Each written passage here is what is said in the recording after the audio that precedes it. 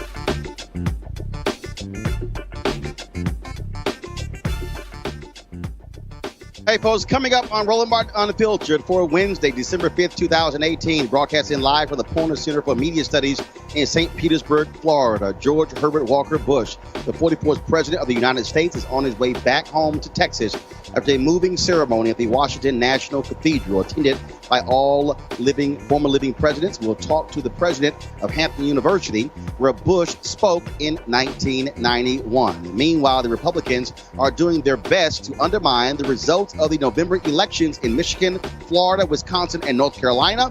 We'll talk to people on the ground in Wisconsin and North Carolina about the devious plans of the Republican Party.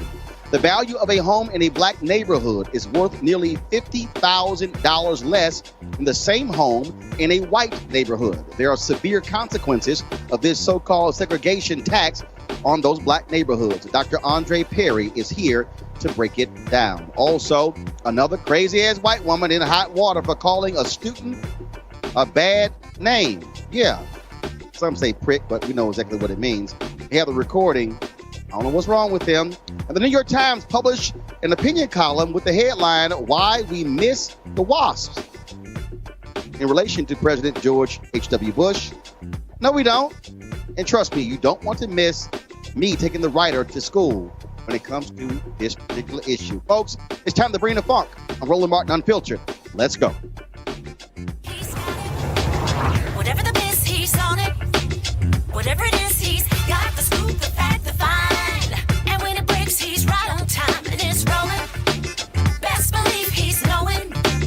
Putting it down from sports to news to politics. With entertainment just for kicks, he's rolling. It's on go, roll, y'all. It's Roland Martin, yeah. Rolling with Roland now. He's funky, he's fresh, he's real, the best, you know he's Roland Martin now.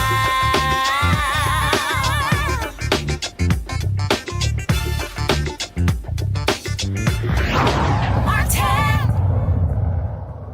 Today at the National Cathedral in Washington, D.C., more than 3,000 invited guests, including all living presidents, met there for the funeral of President George H.W. Bush. He, of course, the 41st president of the United States. Among those there, of course, his son, President George W. Bush. Also, his son, Jeb Bush, former governor of Florida.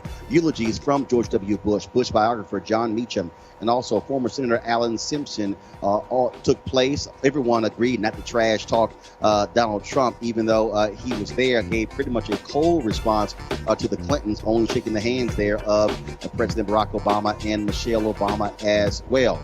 The contrast throughout the entire funeral was obvious in terms of when Bush was president compared to what we are seeing today. And so all across, of course, here's a video there of the former living presidents there. Also, of course, you had the vice presidents, Dan Quayle, who served under President Bush. We had Joe Biden, who was there, in addition to Al Gore. All of those vice presidents were there, as it was a packed church. George W. Bush talked about the final words from his father, where he got emotional. You see right there where he was tearing up laughing about, of course, some of that eulogy, but also tearing up because the final words of his father was, "I love you." And so today, of course, was a national day of mourning for President George H.W. Bush, a national day. Donald Trump called for that. The body of President George H.W. Bush is flying back to Texas, where there will be a funeral tomorrow at the Episcopal Church St. Martin's in Houston at 11 a.m. Central. Then there's going to be a burial, a private burial at Texas A&M University, where the Bush Library is located, and he will be buried next to his wife, Barbara Bush, former First Lady, who died 8 months ago. Of course, we've had several African Americans on the show on Monday and Tuesday talking about the legacy of President George H.W. Bush. Joining us right now is Dr. William Harvey. He, of course, is the president of Hampton University, where George H.W. Bush spoke there at one of their commencements in 1991, of course, while he was still president. How you doing, Dr. Harvey? Roland, I'm fine. How are you? I am doing great. So first and foremost, your thoughts and reflections on President George H.W. Bush. Him and his family were huge supporters of the United Negro College Fund, of course, supporting HBCUs. What do you recall about his visit, giving the commencement speech there at Hampton University in 1991? Well, let me just tell you that I thought that President George Herbert Walker Bush was an outstanding individual. He was a man that, from my point of view, helped HBCUs more than anybody that I know of in my 41 years. He helped us in so many different ways. For an example, he came and spoke here at Hampton in 1991. And it was a wonderful visit. The amount of money to HBCUs went up from 89 to 1990, over $118 million. He encouraged consortium agreements among HBCUs and research institutions out in the Midwest to try to get HBCUs to do more research. He encouraged and directed that more money be spent on science and STEM fields. So he was just a terrific fellow that supported all of his life black colleges. When he was a student, undergraduate at Yale, he founded, not just being active, but he actually founded the UNCF there. He was always very supportive of HBCUs right up until the time that he passed. I can even say to you, after he left office, during my 25th anniversary here at Hampton, and this is my 41st year now, the MC came to the mic and said that they had a surprise. There was a video tribute to me from him. I knew nothing about it, and I was just as surprised as everybody else. He said some awfully kind things about me, but he was also very humorous, because at the very end, he said to the trustees who were present, Dr. Harvey has worked tirelessly for Hampton and the nation, and said he's due a sabbatical. Why don't you give it to him? Well, that got a big laugh, and then the next day, the trustees did give my wife and me a sabbatical for 9 months down the Hilton Head. What I'm saying is that he was very supportive. I can give you a lot of examples. Let me give you another. During his tenure as president, the then Solicitor General filed a friend of the court brief with supporting the state of Mississippi against the black colleges there. When I found out about that, because I was on the president's advisory board of HBCUs, I sent a note to the chief of staff saying that I'd like to see the president, and he agreed. And I asked the two other presidents to go with me, including Jim Cheek at Howard, and he allowed us to come in to see him. So I said to him that, Mr. President, I know of your support for black colleges, and I was a little surprised that your administration has filed a friend of the court brief for the state of Mississippi. And he says, well, Bill, I don't think that that's true.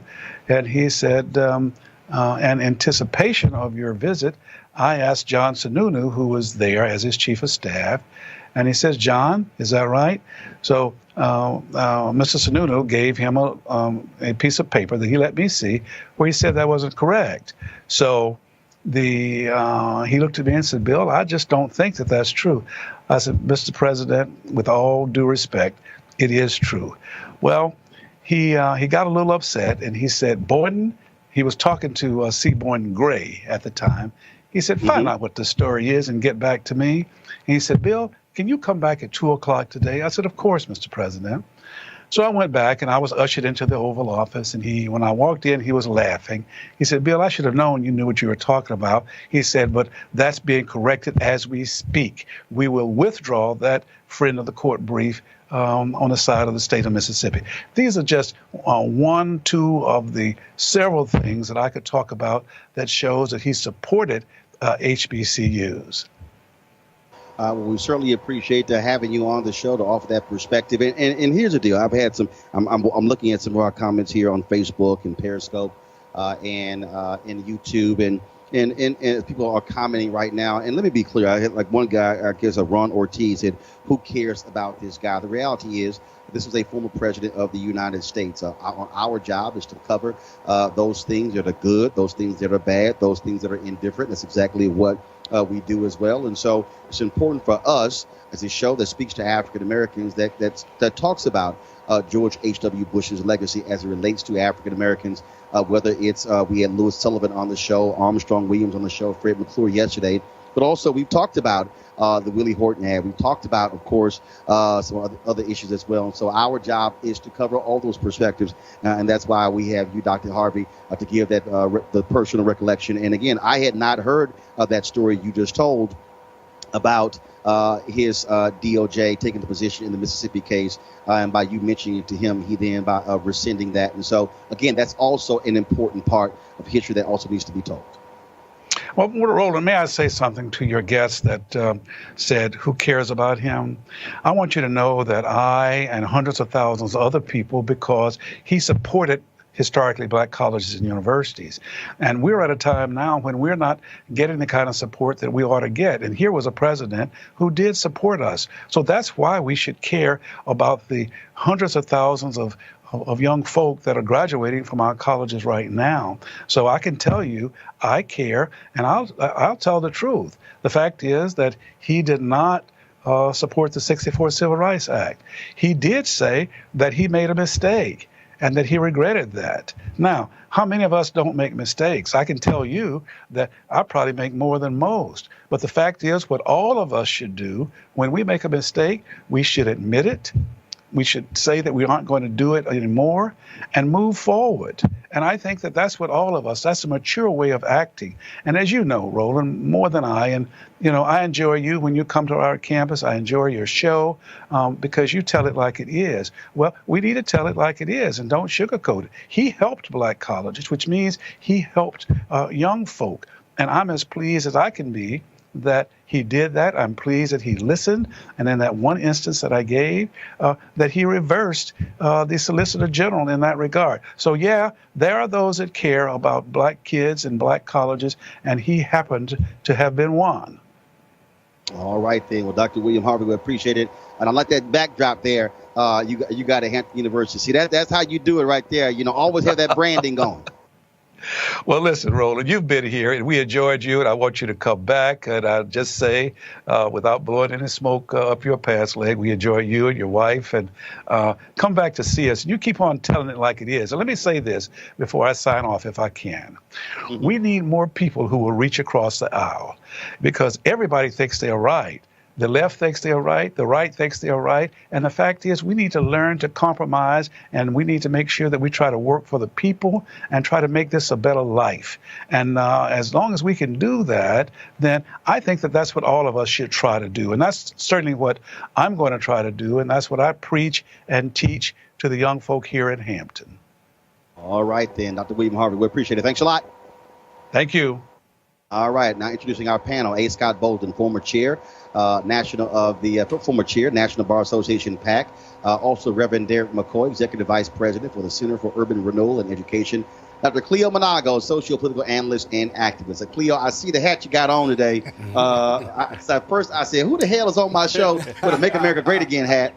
So then when they zoomed in on your hat, I was like, yeah. I said, leave it to Super Black to wear the hat, make Black America woke again. So Indeed. Appreciate that. So Clea, first of all, I want to start with you. Of course, you had the state funeral today, and you had, of course, all the former living presidents there. But it was real clear that it was nice of the Bushes to invite Donald Trump, even though he trashed the family on numerous occasions. But it really was listening to the eulogies, listening to the folks, the kind of contrast that was there between the 41st and the guy who's there now. Well, it must have been amazing. It must have been a very nuanced experience.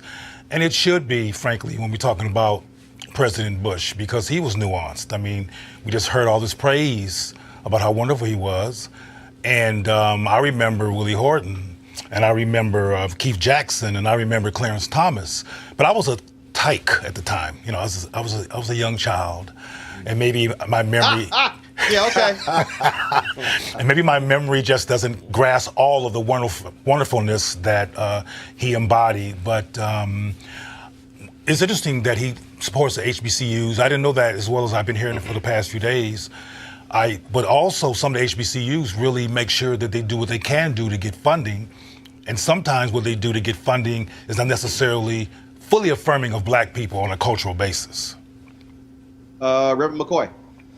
Quite honestly, when I looked at the eulogy, I thought it was a tremendous thing. I looked at his son, who gave the eulogy to a man who was his dad, and then looked at the legacy of then his brother and the other people that were around him in the family. My take was I get the HBCU side. I think Dr. Harvey did a tremendous job helping us understand some of that history. We all know there's probably tethered history throughout in terms of his life and what he did.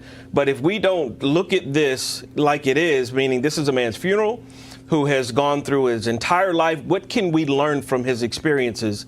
I think the former president, George Bush, who then eulogized his dad, told us a lot. He told us about a young man who looked at his dad as a mentor, who looked at his dad as a father who was there consistently, who had a wife who he really cherished and honored. There was a lot of lessons learned. And I looked at it, too. I said, you know what? Wouldn't it be great if young Black men and women could look at that and say, man, that's something to look to as a model that we could look at in our own family lives, just in terms of, you can't look at everything that they did, but you can look at it and say, man, what a unit that he did and what a unit that he was and how he taught his family. And so I looked at it, I just took it as a lesson as a dad myself and said, wow, that's quite a legacy he's leaving. Yeah. Scott Bolden. Roland, he was an incredible human being vis-a-vis public service. And despite our disagreement with a number of his policies, the reality is the most powerful part of this funeral was how we compare George W. Bush or George Herbert Washington Bush to our current president. You didn't have to trash Trump at this funeral in order to understand the dichotomy and the comparative that all of us were seeing and feeling. Whether you like Bush or not, when he led on the international stage, he was an expert. On the domestic stage, he had his challenges. But the reality is that with Trump on the front row, speaking to the Obamas, which I was concerned whether they would respond one way or the other, and not speaking to the Clintons on the far end and where each of them were placed. I got to tell you, the organizers had some challenges, but Donald Trump drives that negative narrative. And it was just, in my opinion, out of place for him to be there because he represents so much that's different and the opposite than what George Bush, the deceased, former president, represented to all of us. That's human decency, whether you agreed with all of his politics or not. Well, again, the Bush family chose to invite him there. Yep, I know. I got you.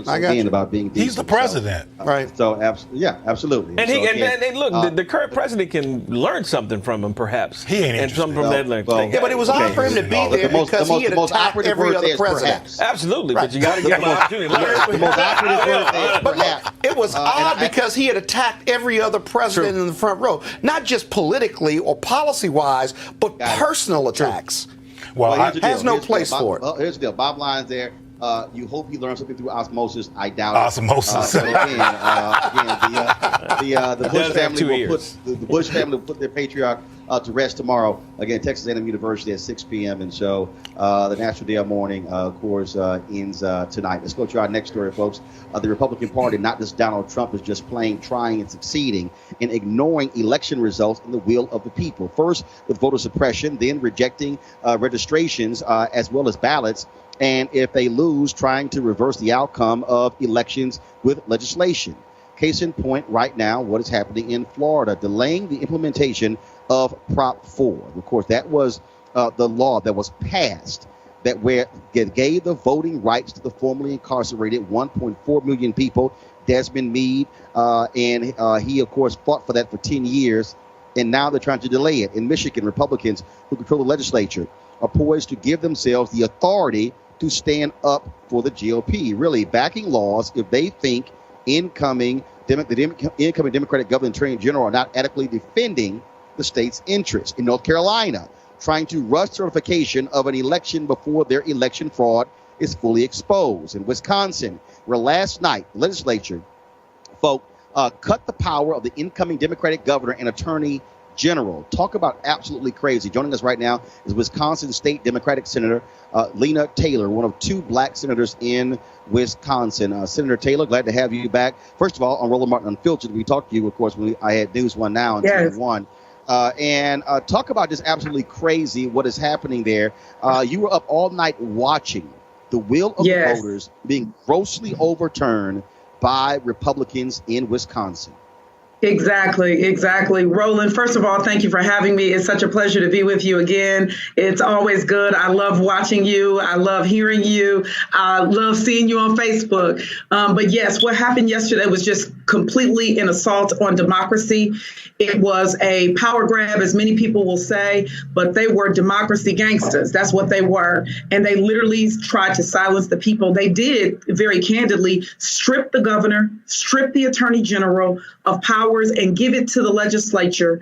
And it really is a separation of powers issue from my perspective. And it is also blatant retaliation for the southeastern portion of Wisconsin that said, we've had enough is enough, and we need a new direction.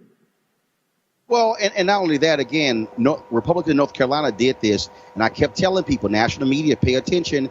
Other states are watching, and that's exactly what is happening in Wisconsin because they are angry that they lost at the ballot box. Exactly. As well as it's my understanding that they're trying to do the same thing in Michigan. One of my sorors, I'm in an AKA, texted me yesterday and told me to connect with one of her classmates from law school who is in North Carolina and said that they had this experience. So it was truly my intention to do that. But I was on the floor then, so I'm going to still follow up to figure out what can I do as we go forward, because this battle is not over. I mean, they've definitely done some things that will have to be challenged in the court, but part of my concern is they've also stacked the courts, both in Milwaukee County, other places in the state. I mean, we have our top cop that's just been assigned to the court by the governor, who is riding in the back, and a co-conspirator to this nonsense, and has agreed to sign such legislation. And it clearly shows that they're connected to their donors. They're connected to interests of everybody else other than the people. So yes, it's happened in the places you've said, but it's also happening in Michigan. And we need to make that connection. I wish I had paid attention to that. I think I didn't realize that we were going to, take back the gubernatorial seat. I'm glad that we did. I didn't realize that we were going to take back the AG seat, but I'm glad that we did. And because people came out and early voted, they want to silence people's ability to early vote. And in particular, they want to make it where they shrunk, where we can only early vote for 2 weeks. So last question for hours. you. Obviously, we saw the recall of Governor Scott Walker, which he beat back. These Republicans in the legislature, does it allow for a recall of any of them? Can voters demand that or push for that? Because I'm quite sure Wisconsin voters are not happy seeing what they're doing right now, especially based upon the protests we've seen. That is correct. Wisconsin voters were there. They locked the people out of their house. They were there saying, this is our house. They also wanted to lock them out of the gallery. They locked them out of the committee, and then they wanted to lock them out of the gallery.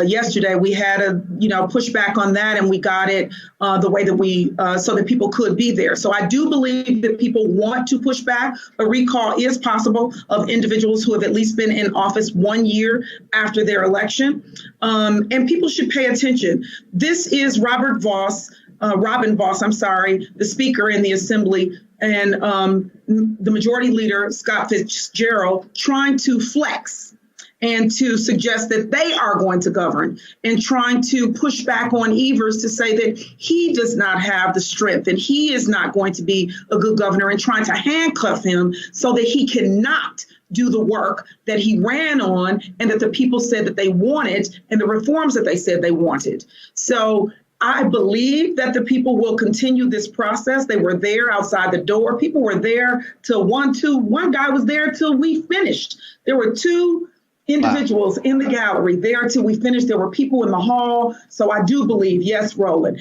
And if people want to help, people in Wisconsin to do that, please do. We need that help. All right, Senator Taylor, we certainly appreciate it. Thank you so very much, and keep up the fight.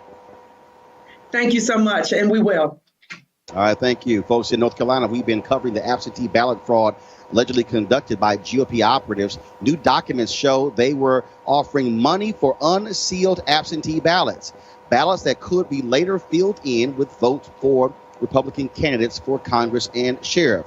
The man at the center of the alleged election fraud is Leslie McCrae Dowles, and he may have been doing this for years. The Charlotte Observer newspaper, in an editorial, called for a new election. A North Carolina political science professor began looking into these absentee ballots right after the State Election Commission refused to certify the results. There were allegations of election fraud. That professor is Dr. J. Michael Blitzer, professor of politics and history at, is it Catawba College? It's Catawba College, yes. Guys, I want to make sure I pronounce it right. And he joins us right now on Roland Martin Unfiltered. First and foremost, what was the spark for you to start looking into these weird ballots coming out in this particular race? Well, you're right. Last Tuesday, when the State Board of Elections chose not to certify the 9th, that was an immediate signal. The vice chair at the time came out and said there are improprieties in the area that I come from. He is from that area of Bladen and Robeson County, Cumberland County. And so I decided to start looking at the data to see, okay, we've got the election results. We know how people voted in terms of election day, early voting, and also absentee by mail.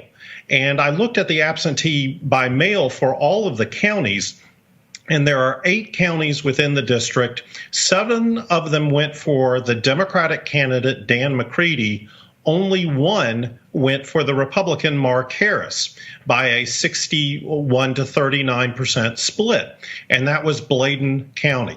Now, the North Carolina State Board of Elections releases publicly available information about who has requested absentee ballots, and they don't tell you who they voted for, but they tell you which party affiliations those voters are.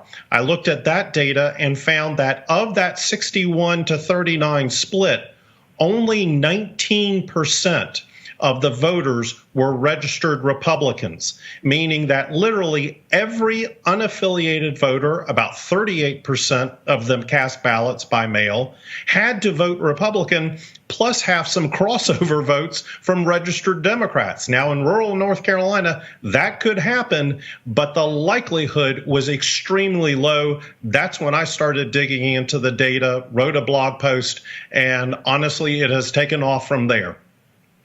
And we've heard Republicans in North Carolina, all across the country, talk about voter fraud. No, this is election fraud. That's what Correct. This is. Exactly. This is election fraud. We have heard, and in fact, the state of North Carolina is considering the implementation legislation for a constitutional amendment that was passed, which the state of North Carolina and its voters approved for a voter photo ID. They're discussing the legislation now. All of the controversy around that legislation has been about we need to protect the integrity of the vote system. We need to make sure that people who are not registered or legally allowed to vote can cast a ballot. That is one side of it. But this is election fraud. This is taking someone's legal ballot and vote and manipulating it. That is something that is on the other side of the issue, and I think has really come to the forefront. Yes, voter fraud is very rare. It is minuscule in terms of the issues, but to have this kind of systemic and what appears to be long-term election fraud process going on in these counties is something to be concerned about. And now we're hearing about who this guy was and how he had been doing this in numerous elections. I mean, so essentially what you had is a clear, defined operation going. Professor, here's what I want to know. Where are all the righteously indignant Republicans now? Because, they made lots of noise. And I've said this nationally. Where is Paul Ryan, Speaker of the House? He was complaining about election results in California, but he says nothing about what's happening in North Carolina. Mitch McConnell is saying nothing. What is Tom Tillis saying, the senator from there? What is Barr saying, the senator from there? What is the former governor saying? It's amazing how all of a sudden they're quiet when it comes to voter fraud, election fraud involving Republicans in North Carolina. I'm an independent analyst, so I will defer to partisanship in terms of presenting it in such a way. Are any of them speaking out? I have not heard any commentary from some of the elected major Republican officials. We have had the state GOP executive director send out a conference call earlier this week claiming that Democrats were attempting to steal this election. I think as somebody who has observed North Carolina politics for 16 years and has studied political science for nearly 30 years, the choice of making those words steal an election is unfortunate. Dr. Michael Blitzer, we surely appreciate you joining us, and thank you for your great work exposing what is going on here. And I think we've got a long way to go, and I would not be surprised if a new election is called. I would not either. Thank you. All right. Thank you very much. I want to go to my panel right now, of course. So I want to start with you first, Reverend McCoy. Again, when you see what's going on there in North Carolina, all those Republicans I talk about, it's amazing how quiet they are. It's amazing how Chris Kobach, who lost in Kansas, who was talking about voter fraud and with his commission saying nothing, Trump saying nothing. What Republicans are doing in North Carolina is flat out theft. I understand what you're saying. I'm the first one to say, if it's wrong, it's wrong. And you got to call a spade. So there's no shame in what I'm going to say because I'm straightforward. If it's a wrong thing, it's a wrong thing. I think when you look at those issues with the McCrae guy and what's been going on, they are questionable. So I would say there needs to be investigation in that regard. I would also say, before we jump to the accusations that nobody's speaking out on and nobody's saying nothing, perhaps we need to investigate a little bit further and say, hey, what are you guys saying and what can be done? Because I don't think, just looking at it, I'm just saying, hold up, just looking at it. No, they've it's done a lot possibility. of investigating already. If I may, Roland, let me just say this. I've looked at local reports in preparation to be here tonight, and not only were they sloppy about it, which tells you they've done it before, this Dallas individual, right? But a local camera crew from local news went out and interviewed two North Carolina County residents who had said that Dallas's people came out, they gave them an unsealed absentee ballot. One couldn't read, and the other one couldn't remember who he had voted for, and he had only voted for in 2 races, but he had filled out the ballot. They had helped him fill out the rest of the ballot, and he couldn't remember who he had voted for. And so there's a substantial amount of evidence, empirical data, yes, but real hardcore witness testimonial evidence here that if the state or the commission investigates it, you're either going to get a new election or you don't count all of those votes, which means the Democrat is not stealing the election, it's righteously giving that individual the election. They'll try not to do another one if they can under North Carolina law, but otherwise the better way to do it is just throw out those ballots that you have that are seriously questionable.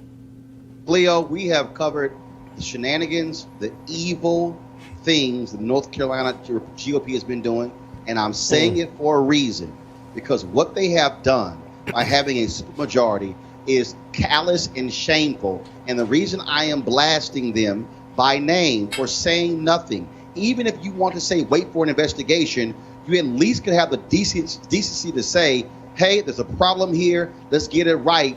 But they don't want to do that because this shows how Republicans have been involved in a wrongdoing. Cleo?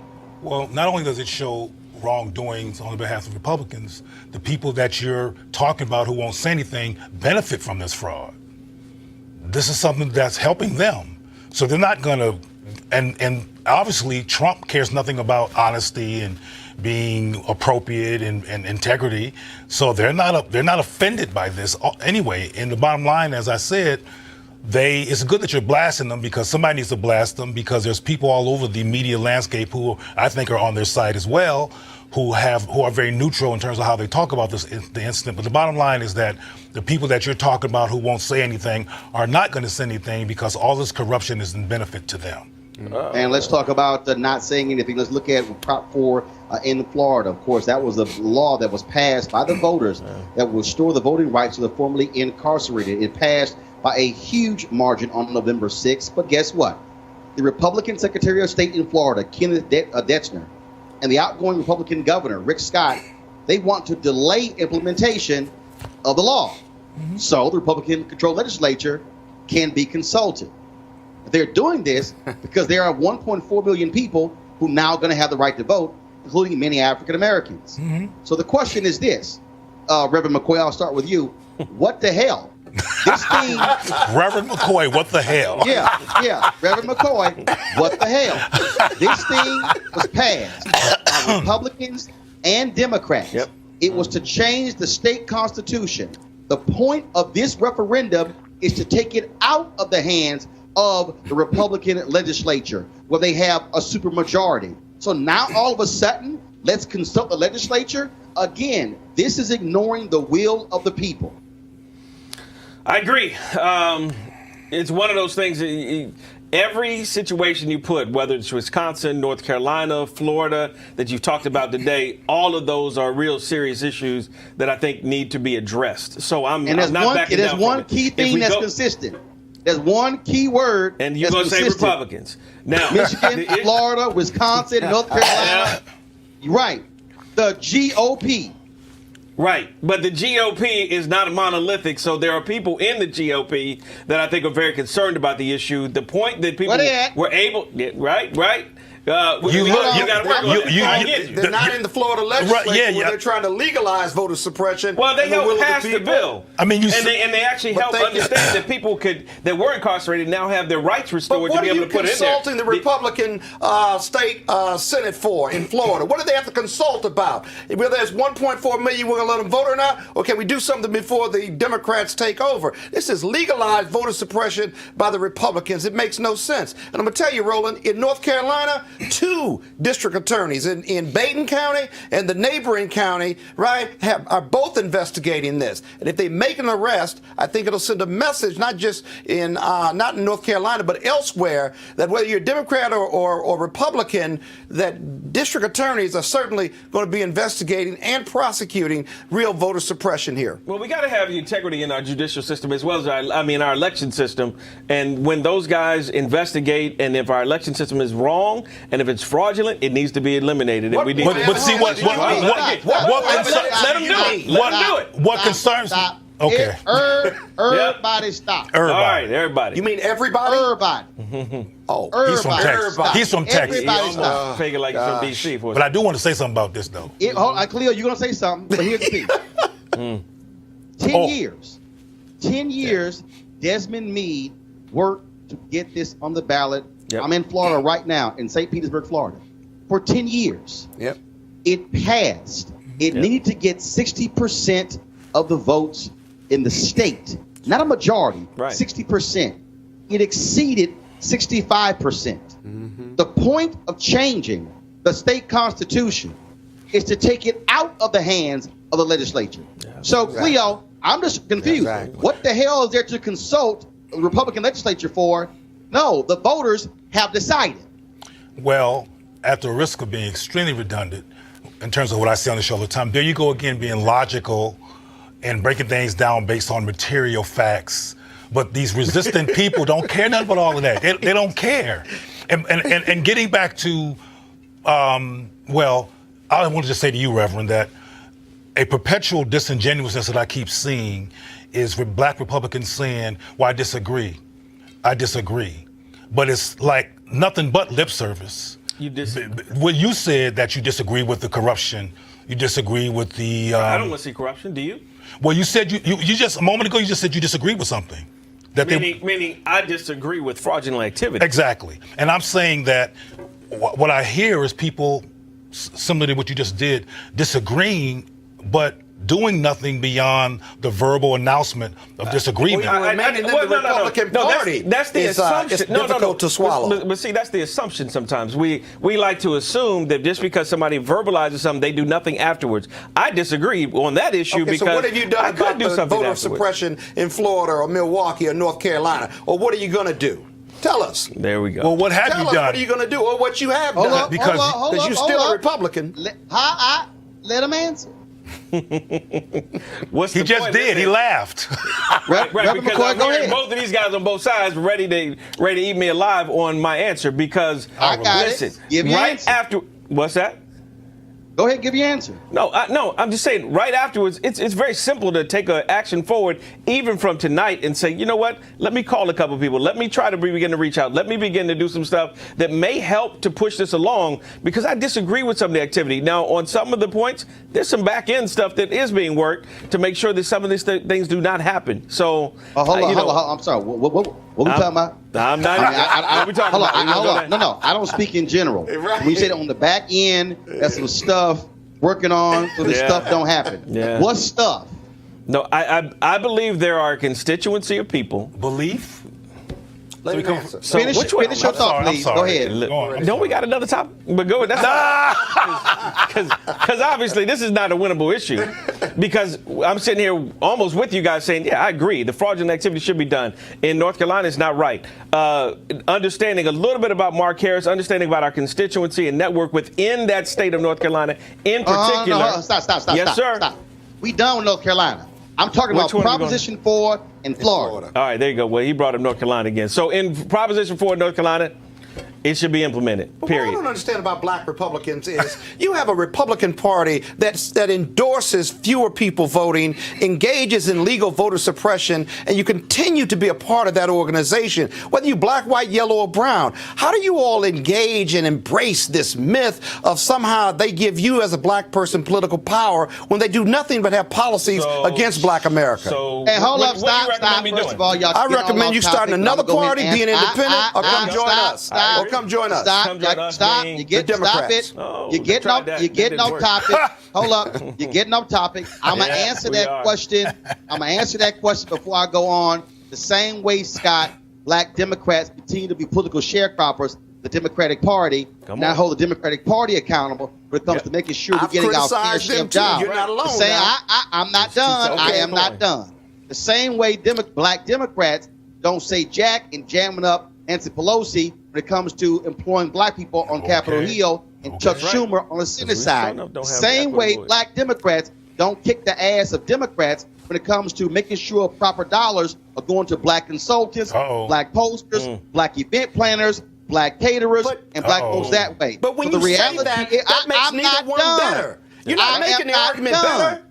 The reality is That would be black something I would say. Democrats and black Republicans should be standing up Yeah. for black people in both parties. Now, here's a word from one of our sponsors. Hey, guys, I want you to write this website down. That is marijuanastock.org. That's marijuanastock.org. Now, I'm going to tell you why.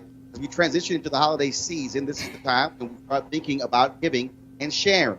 Sometimes the best gift you can give somebody is an opportunity that could potentially change their lives economically. That's why our friends at Transatlantic Real Estate have created an investment opportunity for the everyday investor. It involves legal marijuana and crowdfunding. No, we ain't trying to give you weed. We're trying to get you to make money off of weed. Now, we all know that legal marijuana has created one of the fastest growing industries in America, a multi-billion-dollar industry. We also know that crowdfunding makes it easy to be an early investor to get in on an opportunity. It really is a no-brainer. But it gets even better. Transatlantic Real Estate is different, and they have a business model that is simple to understand. They buy land that supports marijuana grow operations and lease it to licensed, high-paying tenants. Now, did you hear that? You are investing in the landlord of a licensed marijuana farm in a high-growth market. And for a limited time, you can invest as little as $300 up to $10,000 before the company goes public. Now, here's some more good news. They recently extended the offer, which means you still have time if you take action now. Now, keep in mind, you must complete and confirm your application to participate. So be sure to complete the process. Now, look, don't spend all your money over the holidays and end up with empty pockets and buying stuff that you're not going to be able to use a year from now. Instead, get a return on your investment. You can also consider making an investment for someone special. Now, how's that for a holiday gift? Yes, you're welcome. To get started, go to marijuanastock.org. That's marijuanastock.org to get in the game right now. All right, folks, we talk about investing. And, of course, for Americans, one of the greatest investments to build wealth has been home ownership. But there's been a segregation tax. Black folks know this very well. And, of course, and that's what social scientists call the undervaluation of homes in black neighborhoods. Now, on average, the same home in a white neighborhood is worth nearly $50,000 more than the same home in a black neighborhood. Overall, that's $156 billion in lost value for black homeowners. And that segregation tax has a big effect on what happens in those black neighborhoods. Joining us right now is the author of a new report detailing the damage from this. He's from the Brookings Institution's think tank. Joining us right now is Dr. Andre Perry. Back to Roland Martin Unfiltered. Now, Andre, of course, we've heard about this in so many other areas, but to see these numbers and see what that means is stunning for some people, because you talk about wealth. Again, Americans have been able to improve wealth, home ownership, taking that money, reinvesting it, passing that money down through inheritance to their children. And so black folks have been getting the short end of the stick from the moment we were able to buy home. Yeah, and when something goes wrong in the black community, people like to say it all starts at home.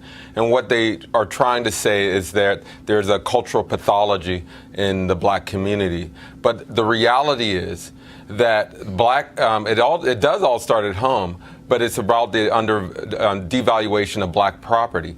That $156 billion should be going into schools and other municipal services. It could pay for tuition. It would actually pay for more than 8 million college degrees at the public rate. It would fund more than 4 million businesses, given the rate that most black businesses start.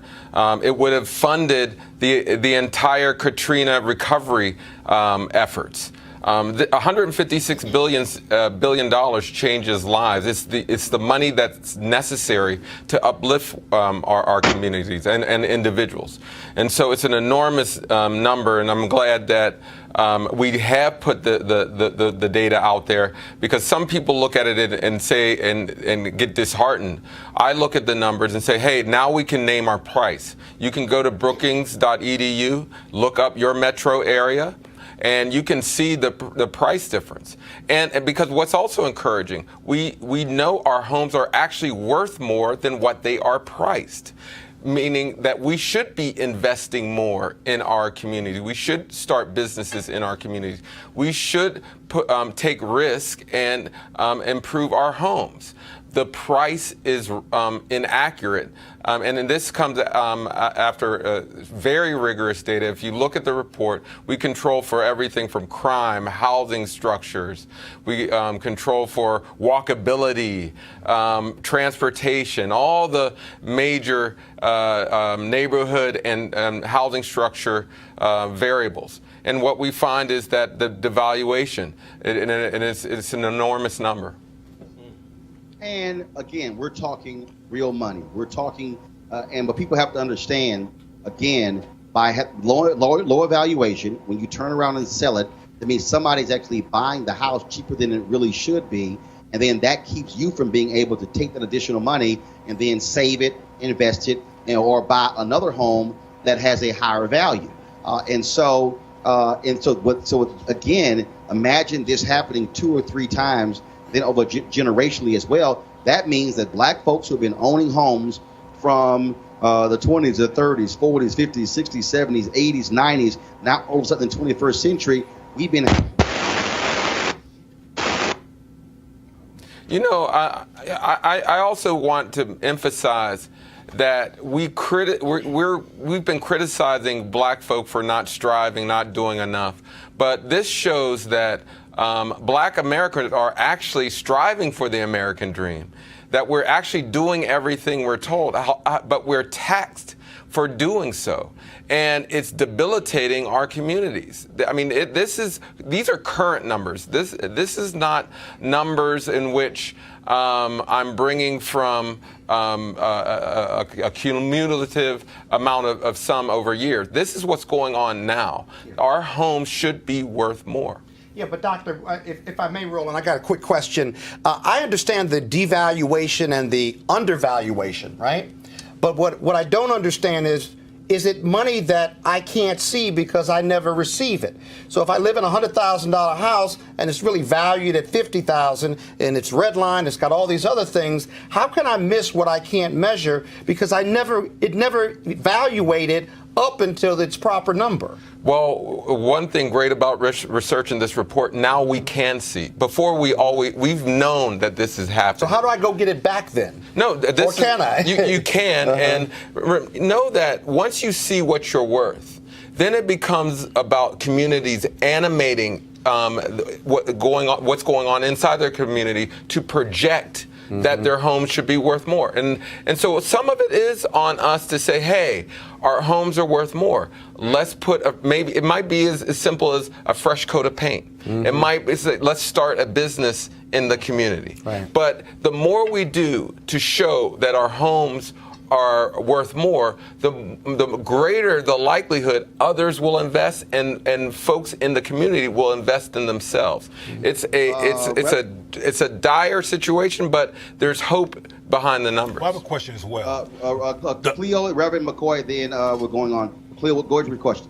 Does your report explicitly break down cause and effect and what has led to this de-evaluation of property so people can understand what the cause looks like and what the elements are so people can deflect that? We've long known the cause to be segregation, racial housing covenants, redlining that led to lack of investment. It's just that, and this is in the report. That's in the report. Those prices have reflect some of that. It's just, and the overall number is black homes, homes in neighborhoods where it's 50% black or more, are worth half as much as the same home in white areas. But it's when you control for all of those other things. We also see that the price is lower than what it should be. Right. And so, yes, crime matters, education matters, all these things matter. But the concentration of blackness is lowering the price even further. It's almost as if people are saying, oh, there's 4 times more crime going on in that neighborhood. The homes are worse than what they should be, or what they are. The transportation hubs are worse than what they are. there's this projection of negativity that's lowering values more than what they should be. So what happens if that black family moves to a white neighborhood? Does that devaluation follow them? No, well, we looked at the concentration of blackness. So as long the whiter the community, the more you're coming close to market value rates. Right. And so it's the concentration of blackness matters. Reverend McCoy, final question. Yeah, from a quick one. From a policy standpoint, what can we do to improve that? Because I was participating in a town hall not too long ago in Chicago, and some of the representatives there didn't even understand it because we looked at the valuation of property there and in the west side and what it was right around the corner, and it was very different. You know, a lot of the regulations that that occurred under the Obama administration have been eroded, and they were not perfect. What is clear, we do need race-based regulations. And some have argued we deserve reparations based on these numbers. Yeah. However, it is clear that there needs to be race-based policies that address the housing market, the real estate agents, appraisals, which are some of the most loose standards, and you get a variability there, and lending. All those things are have so much subjectivity in it that it negatively impacts black folk all across the board. All the time. All right. Yep. Doc, we certainly appreciate it, man. Thank you so very much. We'll definitely have you back on the show. You're welcome. All right, then. Okay, folks. Now, I got to now look, y'all know, I'm really trying not to have to sit here and keep calling out these crazy white folks in media. But they keep getting on my damn nerves. All right, so check this out. The New York Times columnist, opinion columnist, Ross Douthat. That's how it's pronounced, Jay? That's his name? Whatever. His name is Ross, okay? He's a conservative. Y'all, he wrote this column called Why We Miss the WASPs. Okay, now it was dealing with the death of President George H.W. Bush. Now here's an excerpt from his column. The nostalgia flowing since the passing of George H.W. Bush has many wellsprings. Admiration for the World War II generation and its dying breed of warrior politicians. The usual belated media affection for moderate Republicans. The contrast between the elder Bush's foreign policy successes and the failures of his son, and the contrast between any honorable politician and the current occupant of the Oval Office. But two of the more critical talkers takes on Bush nostalgia got closer to the heart of what was being mourned in distant hindsight with his death.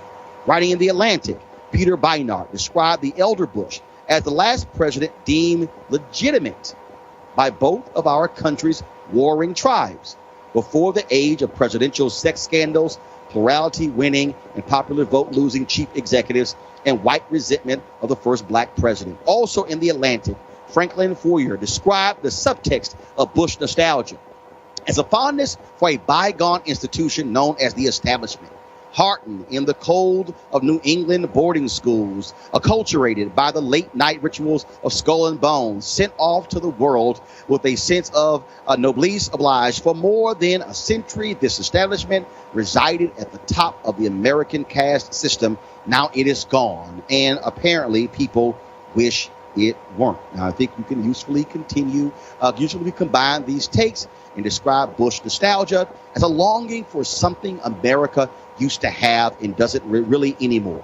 A ruling class that was widely, not universally, but more widely than today, deemed legitimate, and that inspired various kinds of trust, intergenerational, institutional, conspicuously absent in our society today. Put simply, Americans miss Bush because we miss the WASPs, because we feel at some level that they're more meritocratic and diverse and secular successors. Ooh, I love this.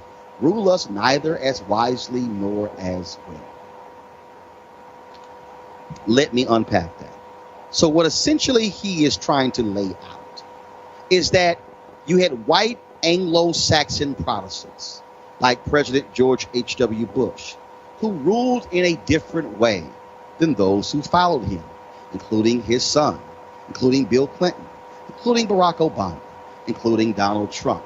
And when he says that we're longing for this, the issue that I have with this is that Ross was tweeting and he tried to say that, well, no, what I really meant by that is the service of these WASPs in terms of their commitment to public service. Well, here's why that is such a trash and trifling analysis by Ross. Because I can show you people like Frederick Douglass who gave service to America. I can show you people like Sojourner Truth who gave service to America. Ralph Bunche, the first African American to win the Nobel Peace Prize, gave service to America. I can show you the countless men and women, A. Philip Randolph, who led the first labor union of the Pullman Porters, who gave service to America. You don't have to give service to America being a white Anglo-Saxon Protestant. See, what Ross also seems to somehow ignore is that America was created for white folks like President George H.W. Bush. That is, white landowners. See, it really wasn't even made for broke-ass white people. It really was for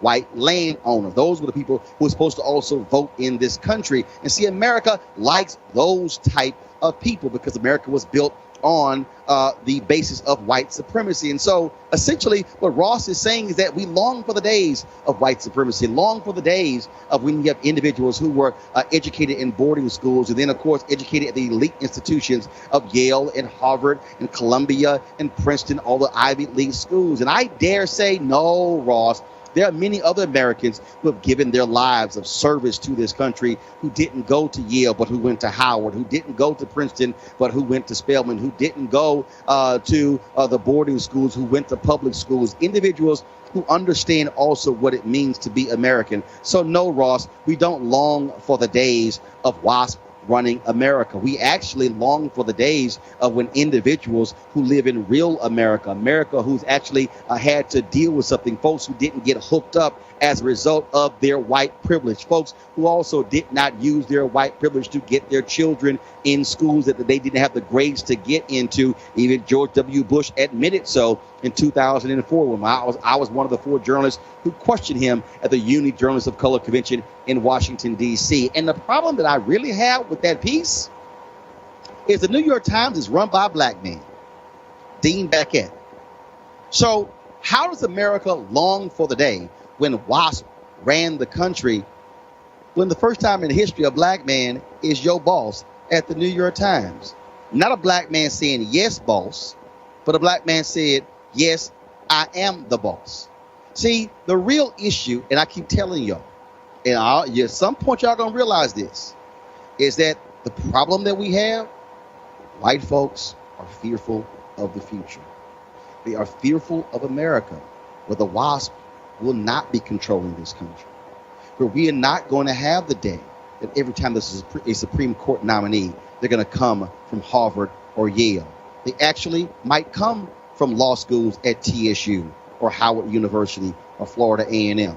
See, that's actually real America. See, if you read this article, and I really tried to understand what the hell he was saying, besides it being extremely poorly written, is that we don't long for the days of folks like George Herbert Walker Bush. In fact, he even took a shot in the piece where he said that Mitt Romney and Barack Obama, in many ways, operated in the same vein as the WASP. Well, because see, here's why, Ross, because the WASP constantly tell us we've got to act like them. The WASP tell us if you want to be accepted, you must go to the schools that we go to. You must dress like us. You must talk like us. You must walk like us.